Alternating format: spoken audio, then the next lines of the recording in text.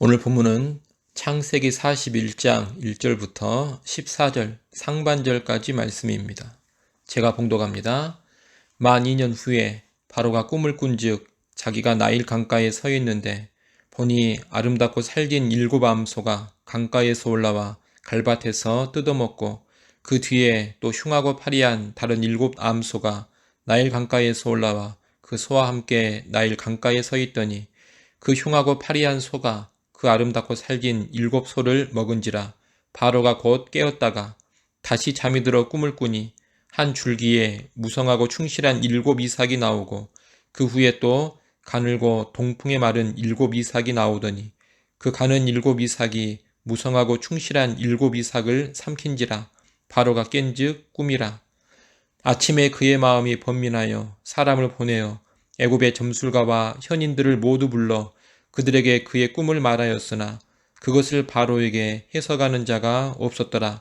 술 맡은 간원장이 바로에게 말하여 이르되 내가 오늘 내 죄를 기억하나이다.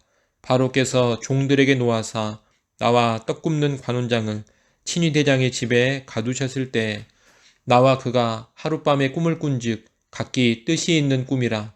그곳에 친위대장의 종된 히브리 청년이 우리와 함께 있기로 우리가 그에게 말하되 그가 우리의 꿈을 풀되 그 꿈대로 각 사람에게 해석하더니 그 해석한 대로 되어 나는 복직되고 그는 매달렸나이다. 이에 바로가 사람을 보내어 요셉을 부르매 그들이 급히 그를 옥에서 내놓은지라. 아멘. 오늘 본문은 옥에 갇힌 요셉이 감옥에서 나오게 되는 장면입니다. 요셉은 감옥에 있는 동안 감옥에 들어온 이집트 왕 바로의 술관원장과 떡관원장을 만나게 되고 그들의 꿈을 해몽해 줍니다. 요셉의 해몽대로 떡관원장은 사형을 당하고 술관원장은 복직됩니다. 요셉은 술관원장에게 자기의 억울함을 풀어달라고 부탁하지만 술관원장은 감옥을 나간 후에 요셉을 잊어버립니다. 오늘 본문은 그로부터 2년 후의 일입니다. 술관원장이 감옥에서 나가 복직된 지 2년이 지났습니다. 이때 하나님께서는 바로로 하여금 꿈을 꾸게 하시고 그 꿈으로 심히 번민케 하십니다. 어느 날 바로가 2번의 꿈을 꿉니다. 그 꿈의 내용이 본문 1절부터 7절에 잘 나와 있습니다.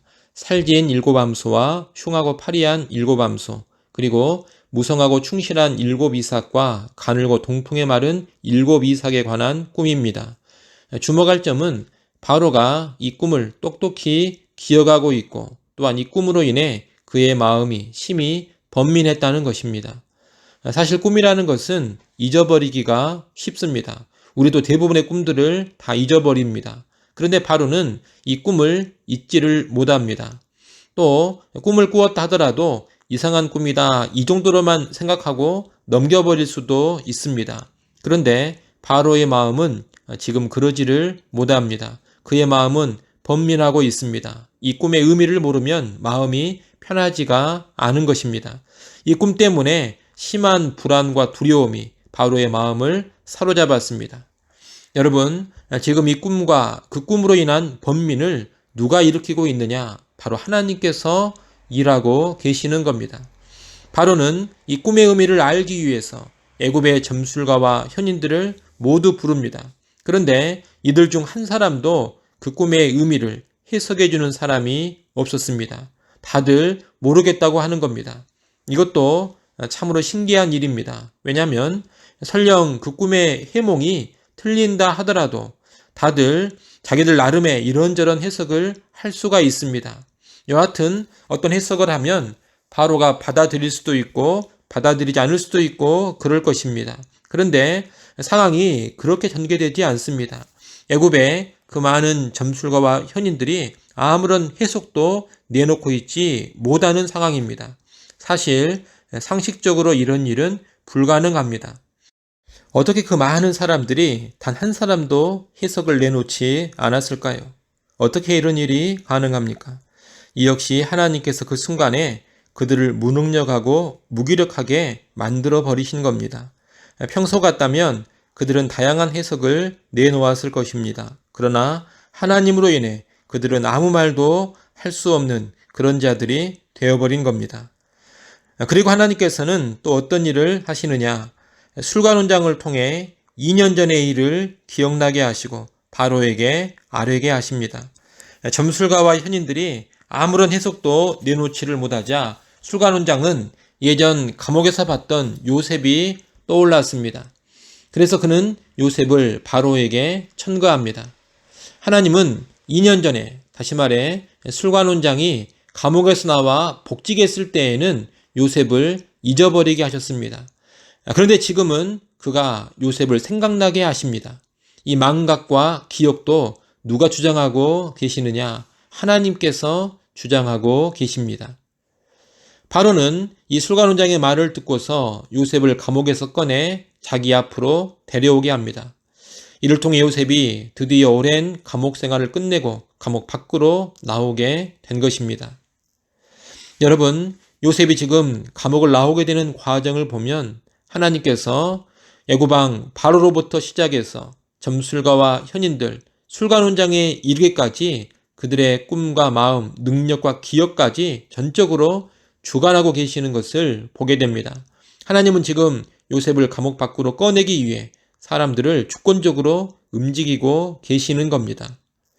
여러분, 하나님께서는 사람의 꿈도 좌우하시고 번뇌와 불안도 좌우하실 수 있습니다.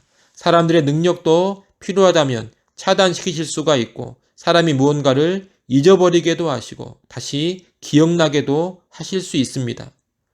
물론 여기서 우리가 오해하면 안 됩니다. 그것은 사람의 모든 꿈, 모든 불안, 모든 망각과 기억, 모든 능력을 다 하나님이 주도적으로 개입하고 계시는 것은 아니라는 겁니다. 하나님이 일하시는 방법에는 허용이 있고 주도적인 개입이 있습니다.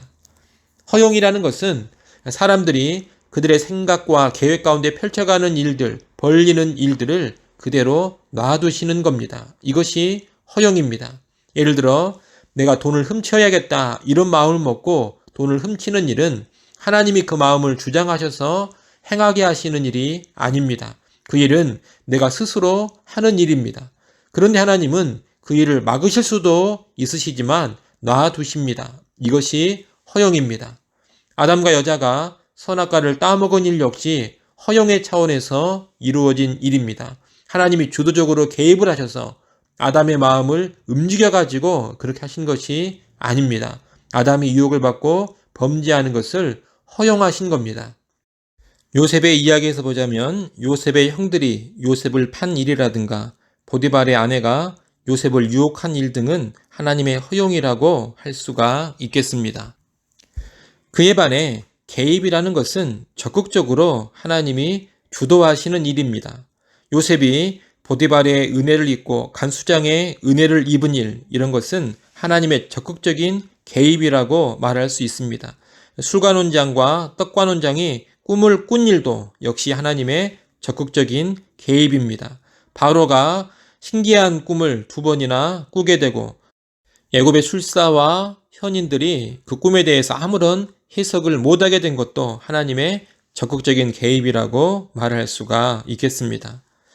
하나님은 이렇게 소극적 차원의 허용과 적극적 차원의 개입을 통해서 자신의 뜻을 이루어 가시는 겁니다. 특별히 오늘 본문에서 일어나는 일들은 유독 적극적인 개입이 많이 나타나고 있습니다. 그리고 이 적극적인 개입을 통하여 하나님은 요셉을 감옥에서 구원해 내신 겁니다. 여러분, 우리 하나님은 하고자 하시면 얼마든지 사람들의 꿈과 생각, 그들의 마음과 능력, 기억까지 주장하시면서 하고자 하시는 일을 이룰 수 있습니다. 전능하신 하나님이십니다. 우리를 인도하시는 하나님은 이런 전능의 능력으로 우리의 삶을 이끌어가고 계십니다. 그러기에 하나님의 인도는 실패할 수가 없고 나를 향한 하나님의 뜻과 계획은 무너질 수가 없는 것입니다.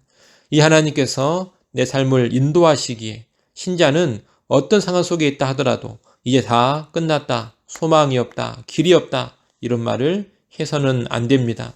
우리가 믿고 섬기는 하나님, 내 삶을 책임지시는 하나님은 전능하신 하나님이십니다. 어떤 상황 속에 있다 하더라도 그분은 나를 선한 길로 인도해 가실 수 있는 분이십니다.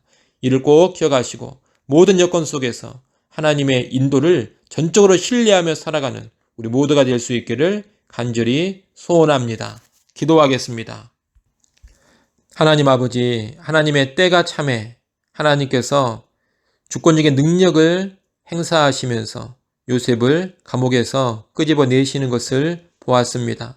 내가 믿고 내가 섬기는 하나님이 이런 주권적인 능력의 하나님이라는 것을 신뢰케 하여 주시옵소서. 그 하나님 전적으로 의지하며 이 땅 살아가기를 간절히 원합니다. 우리가 어떤 형편, 어떤 상황 속에 있다 하더라도 하나님의 인도 안에 있다는 것을 알게 하시고 선하시고 전능하신 그 하나님 신뢰하며 살게 하여 주시옵소서. 하나님 또 귀한 주일을 우리에게 허락하셔서 감사합니다. 오늘 또 온 성도들이 온라인으로 가정에서 예배해야 합니다. 성령 안에서 하나 되어 예배하게 하시고 예배하는 초소 찾아가 주시고 한량없는 은혜를 허락하여 주시옵소서. 예수님의 이름으로 기도드리옵나이다. 아멘.